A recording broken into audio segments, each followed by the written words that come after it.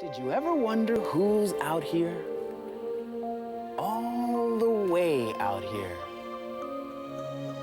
Are we alone?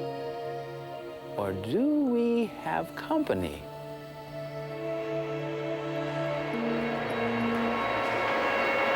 Human beings have always wondered, is there life in outer space? But we still don't know.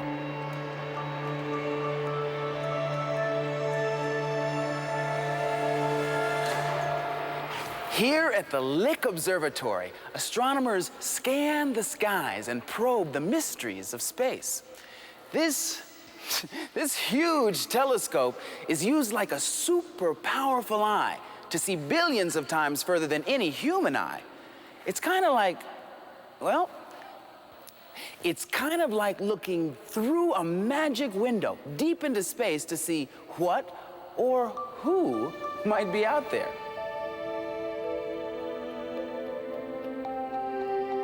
When astronomers want to look into space, they have to open these petals that cover a mirror, the biggest you've ever seen.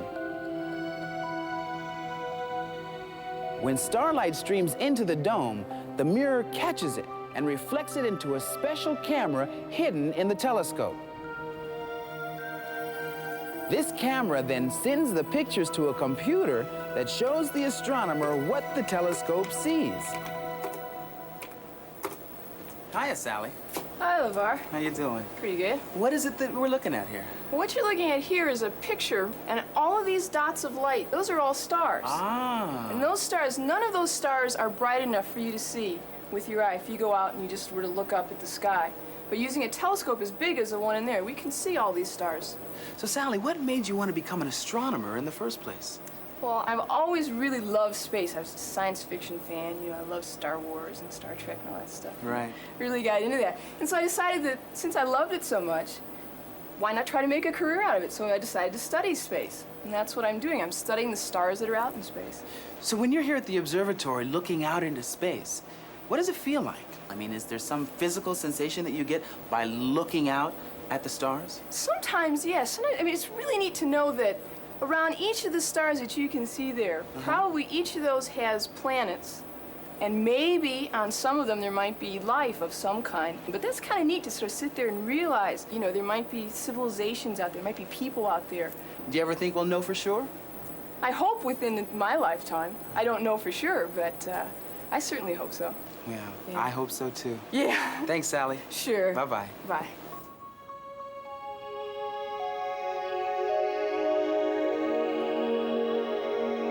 Boy, would I love to be the first human to meet a being from another planet.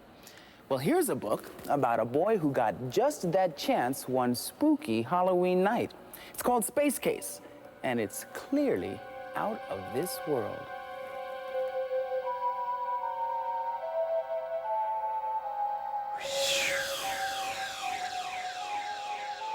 Space Case by Edward Marshall. Pictures by James Marshall. Read by Michael Winslow.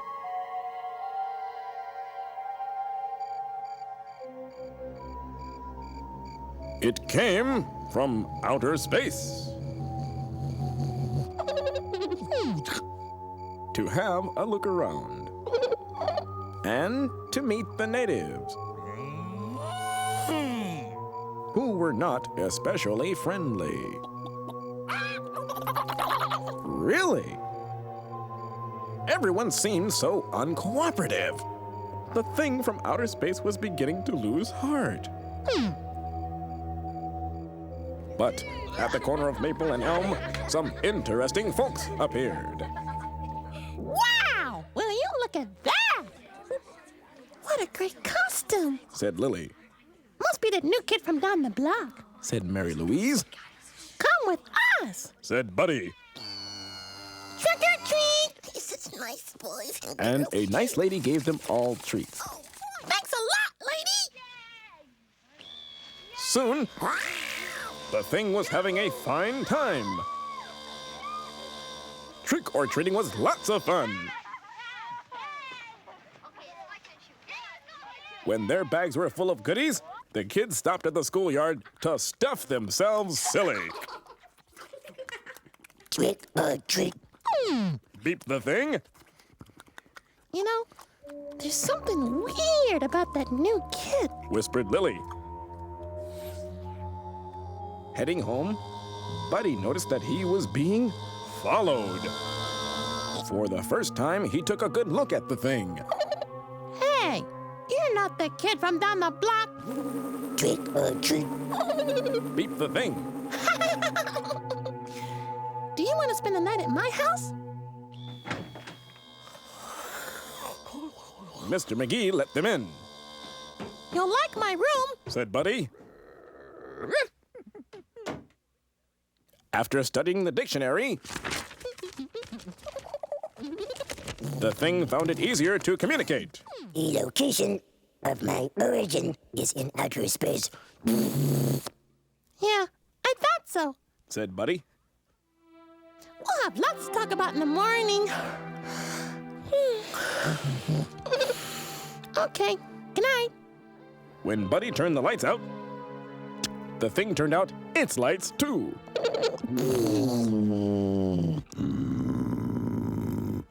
And it lowered its antenna. Mrs. McGee was surprised to see the thing at the breakfast table. What on earth is that? Oh, it's from outer space. Yes, dear. While Buddy ate his fried eggs, the thing atomized a glass of orange juice.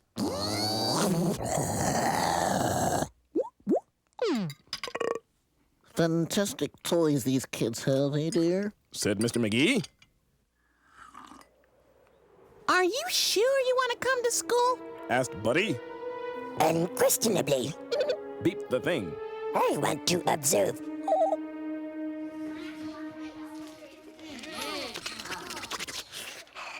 Everyone was too excited by Mr. Jones' reptiles to notice the thing.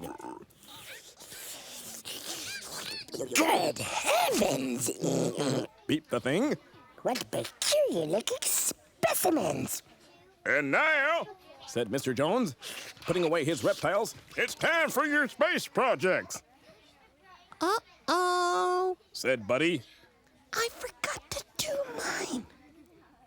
The first project was a homemade rocket. How primitive! John Watson showed a model of Mars. All wrong, it's incorrect. Beep the thing. Hey, and what do you have to show us, Buddy? Before Buddy could reply, the thing proceeded to the front of the classroom and did some fancy mathematics at the blackboard.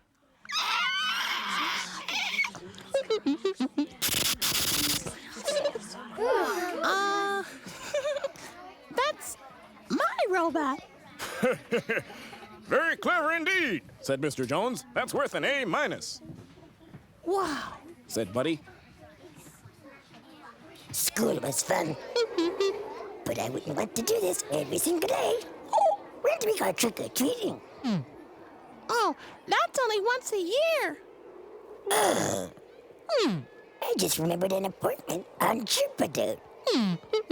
Wait. And then he explained all about Christmas. Really? Why, that's only 2 zaglots away. I think I'll come back for that. It started to pick up speed. And in a flash, it was gone. Goodbye.